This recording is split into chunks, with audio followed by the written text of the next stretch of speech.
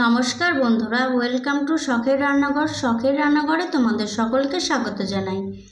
আজ আমি আলুর পরোটা করে দেখিয়েছি। আর এই রেসিপিটা তোমরা সকলেই বানাতে জানো, তবে আমি কিভাবে বানালাম সেটাই আজ তোমাদের সঙ্গে শেয়ার করছি। তাহলে বন্ধুরা দেখে নেওয়া যাক আজ আমার রেসিপিটি। আলুর পরোটা বানানোর জন্য আমি এখানে সবার প্রথমে 500 গ্রাম আটা নিয়ে নেব। আর এখানে কিন্তু তোমরা চাইলে আটা আর ময়দা মিশিয়েও করতে পারো। এবার আমি এখানে দিয়ে দেব আজওয়ান। আর এই আজওয়ানটা আমি একটু ক্রাশ করে দিয়ে দেব। এতে কিন্তু আজওয়ানের গন্ধটা তাড়াতাড়ি মিশে যাবে আটার সঙ্গে। এবার আমি এখানে দিয়ে দেব স্বাদ মতো নুন, দিয়ে দেব স্বাদ অনুযায়ী চিনি, আর এখানে দিয়ে দেব সাদা তেল। এবার আমি এই আটাটাকে ভালো করে একটু মেখে নেব।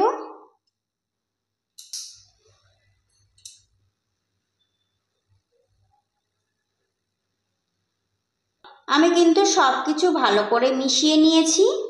এবার আমি অল্প অল্প জল দিয়ে একটা সফট ডো তৈরি করব।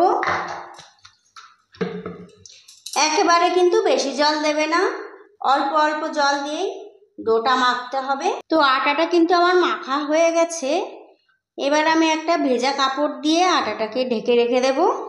আর আটাটা কিন্তু ঠিক এরকম সফট হয়েছে, এর থেকে কিন্তু বেশি শক্ত বা নরম করা যাবে না। এবার আমি একটা ভেজা কাপড় দিয়ে আটাটাকে ঢেকে রেখে দেব। আর আলুর পুরটা বানানোর জন্য আমি এখানে 3টি সিদ্ধ আলু নিয়ে নিয়েছি। এবার এই আলু 3টের খোসাগুলো আমি ভালো করে ছুলে নেব।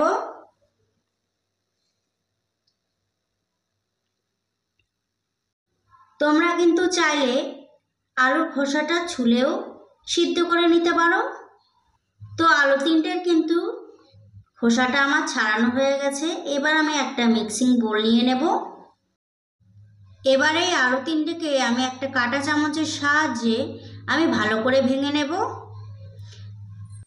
এইভাবে করে নিলে কিন্তু আলুর মধ্যে কোনো দলাভাব থাকবে না, আর পরোটাটা বেলতেও কিন্তু কোনো রকম অসুবিধা হবে না। চাইলে কিন্তু তোমরা গ্রেটারের সাহায্যেও গ্রেট করে নিতে পারো বা ম্যাশার দিয়েও ম্যাশ করে নিতে পারো। তো আলুটা কিন্তু আমি ভালো করে ম্যাশ করে নিয়েছি।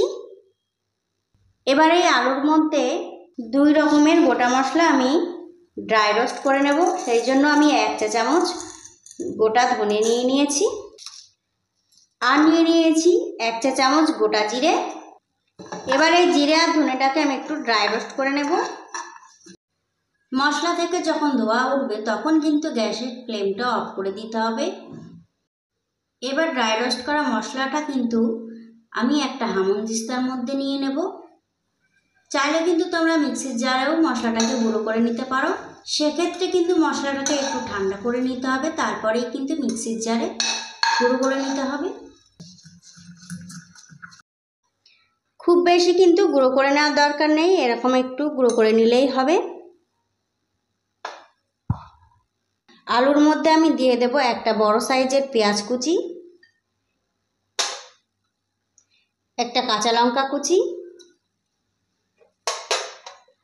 আদা কুচি। এখানে কিন্তু আমি 1 ইঞ্চি মতন আদা দিয়েছি, ধনেপাতা কুচি,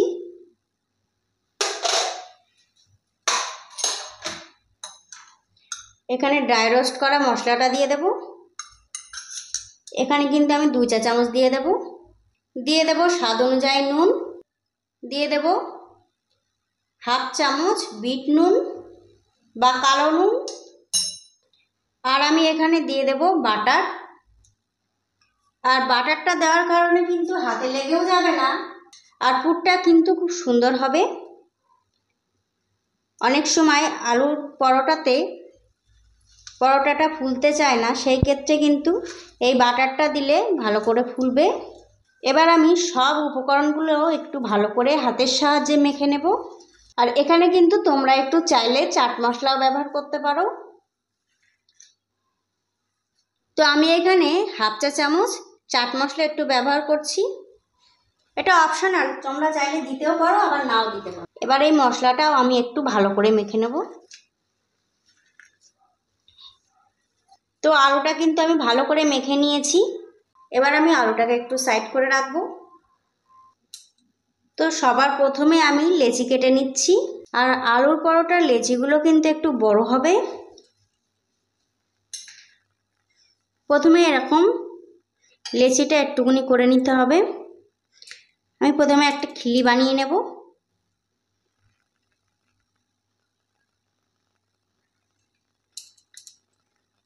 তারপরে এখানে এই খিলিটা রাখতে হবে, এভাবে রাখতে হবে।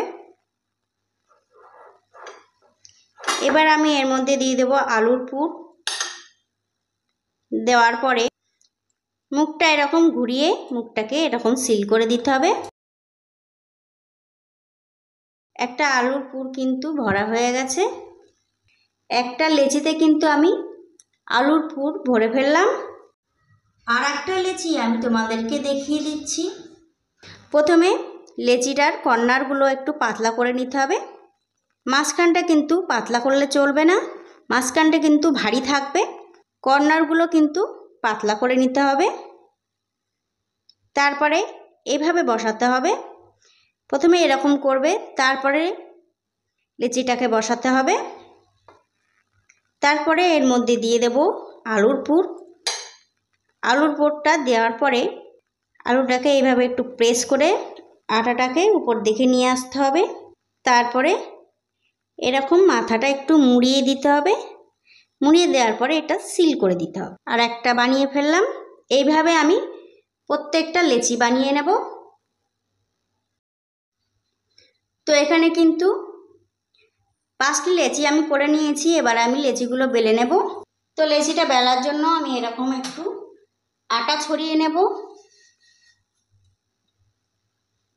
তারপরে এরকম মাঝখানটা একটু হাত দিয়ে বড় করে নিতে হবে। হাত দিয়ে প্রেস করে একটু বড় করে নিতে হবে। তারপরে বেলনি দিয়ে হালকা হাতে আমি বেলে নেব।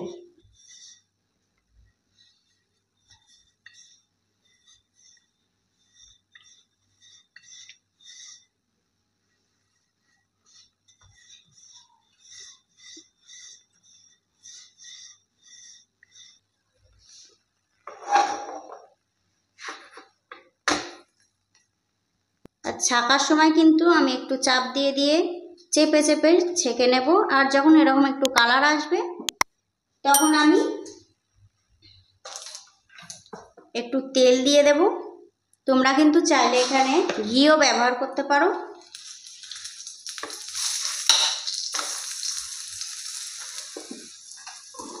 আর এই সময় কিন্তু গ্যাসের আঁচটা একদম লো থাকবে। একটা পরোটা কিন্তু আমার ভাজা হয়ে গেছে। এবার আমি পরোটাটা তুলে নেব। দেখতেই পাচ্ছ কত সুন্দর কালার এসেছে। আর একটা পরোটা ভাজা আমি দেখিয়ে দিচ্ছি।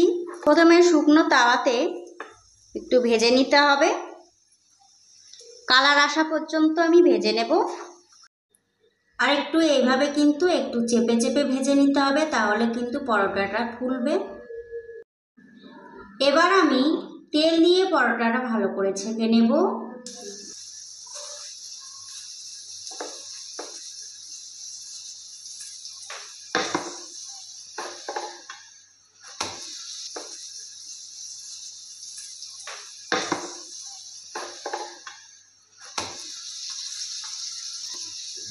গরম গরম পরোটার উপর একটু বাটার দিয়ে দিলেই কিন্তু রেডি আলুর পরোটা।